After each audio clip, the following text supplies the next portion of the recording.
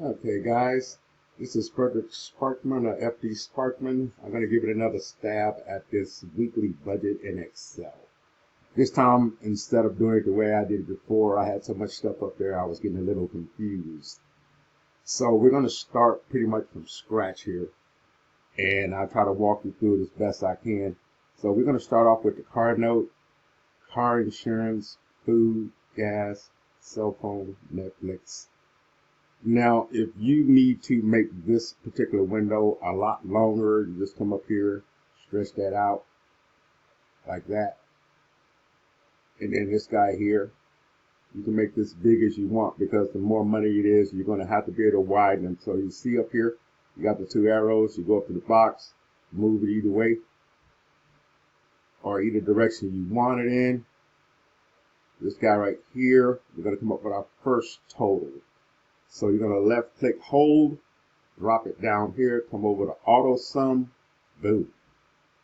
Now we want this to show dollars. So now we have dollars.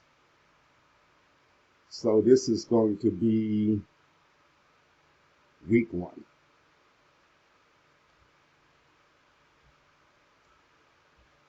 I mean, you can make this as detailed as you want, adding in everything. I pretty much try to budget to the dollar. So it just depends on how you want to do it. But if you want it to be accurate and to have more control,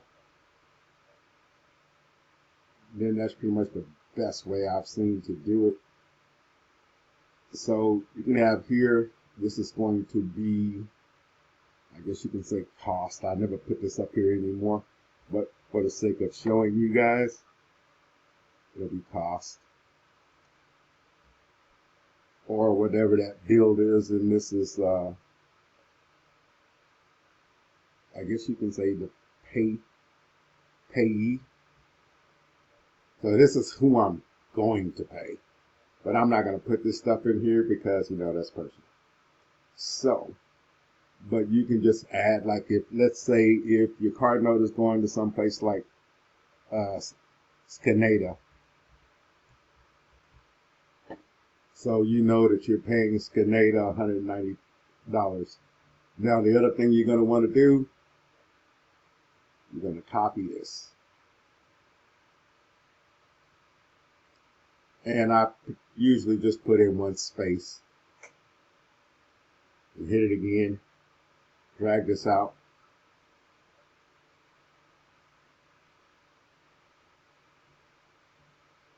And we change this to week 2. And you're doing the same thing, basically. I mean, this isn't really rocket science. You don't really have to kill yourself.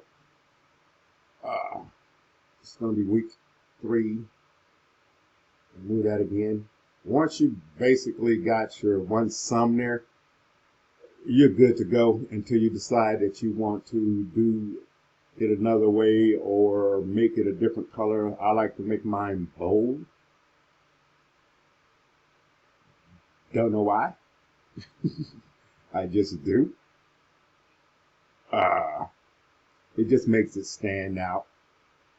And then as far as colors, sometimes I will go ahead and make it colors. Usually when it has something to do with vehicle repair or something, then I'll make the different colors to show that, hey, you got to pay this. You don't really have a choice and you can't really afford to mess around.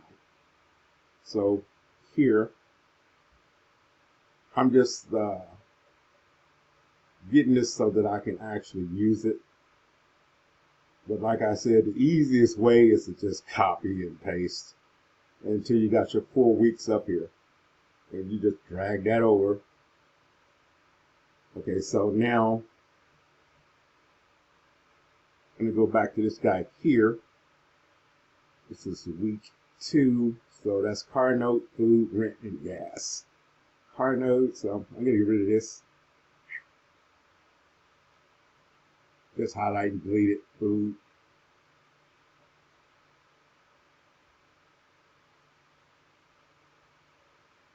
Okay, this is going to be rent.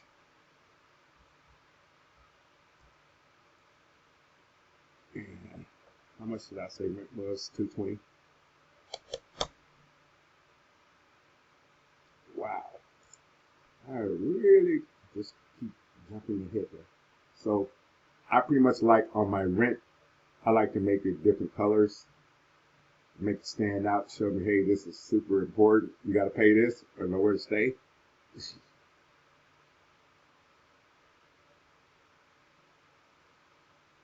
Okay, so now my rent stands out. So any other place I have to put my rent, instead of typing it in there, I'll just come over and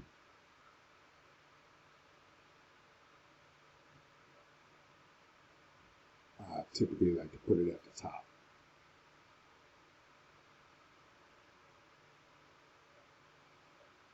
And if you notice, every time I go in here, now look at this at the bottom. So the idea here is no matter what you put in, let's say you bringing home like, we'll say 480 a week. So your object here is to go from week 1, week 2, week 3, and week 4. And you're going to have to make this all balance out so that all your bills are paid. Okay, so if your rent, how much did I say the rent was?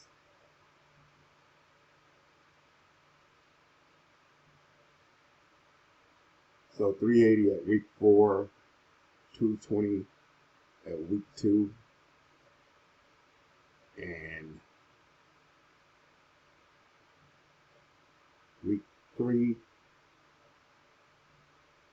300 and 380.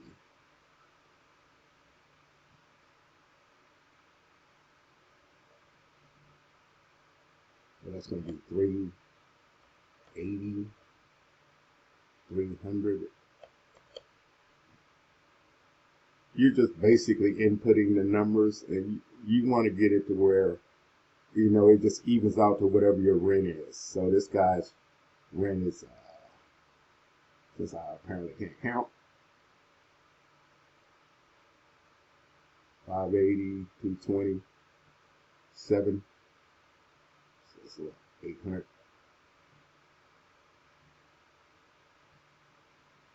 But for the sake of argument,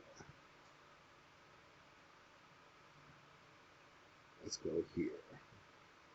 220 plus 300 is 5 plus 380.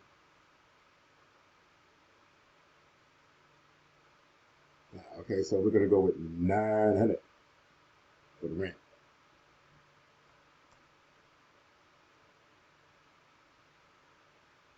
So now all you do is you go through after you copy that stuff, and you want to get it to where you're adding all the stuff that you actually have to pay. I like to copy it so that all I do is go back later and remove stuff that doesn't need to be there. So week 2 equals 450. So what did 9? So yeah, car note, food, rent, and gas. Okay, week 4 is food, rent, and gas.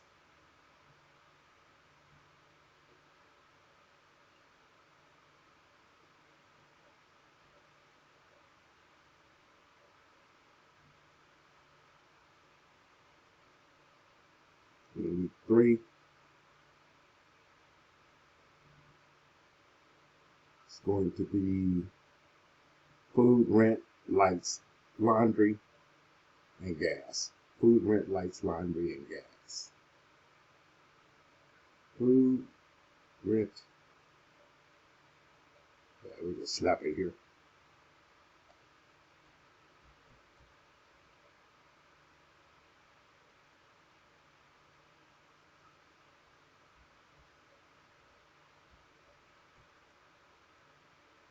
Okay, take this guy here, delete, boom, it's gone. So this is with a little bit of overtime. Some people like to plan out their overtime and have it to where it's a part of what they're doing, but no. It basically gets you stuck in a cycle where you have to have overtime. Usually when I find myself in a position to where my bills are way higher than what I'm getting paid, it's time for a new job. So I don't really know what to say on that one. But usually you find yourself a new job, acquire more skills, do whatever you got to do. So basically, if you see here, you just want to play with these numbers until this number equals what you got paid. So if you made 422, let's say you got overtime and you made more, then you just add in what I call a placeholder and do like, let's say maybe, wasn't that much, $300 in overtime. Okay, so that'll put you here.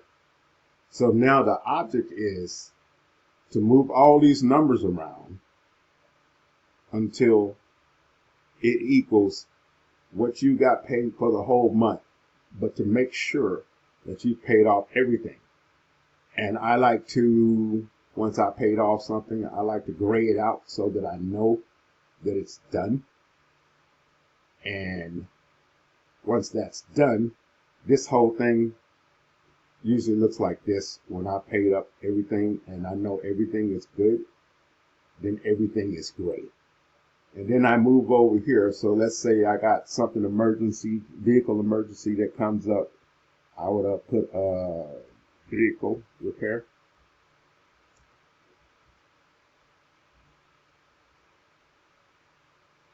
And let's say that's $3. I typically make vehicle repairs, so I don't know why. But I typically make them so that they stand out more and catch my attention. So you're going to see what you got here. Now, if I got $300 over here sitting as a placeholder,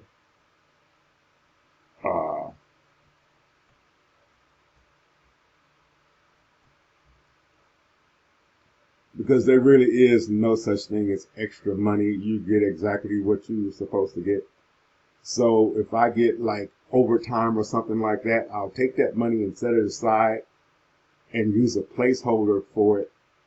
And then I can draw from this money if I have an emergency here. So now this becomes $250. And that takes care of this guy here. Or I can just take this, put it over here,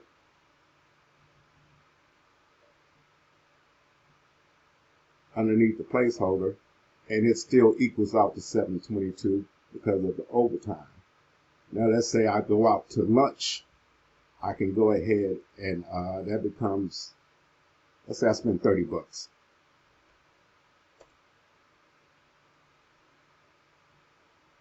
Now I went out to lunch, I can put it there, or I can just subtract the amount of money and not worry about it. It depends on how you want to do it.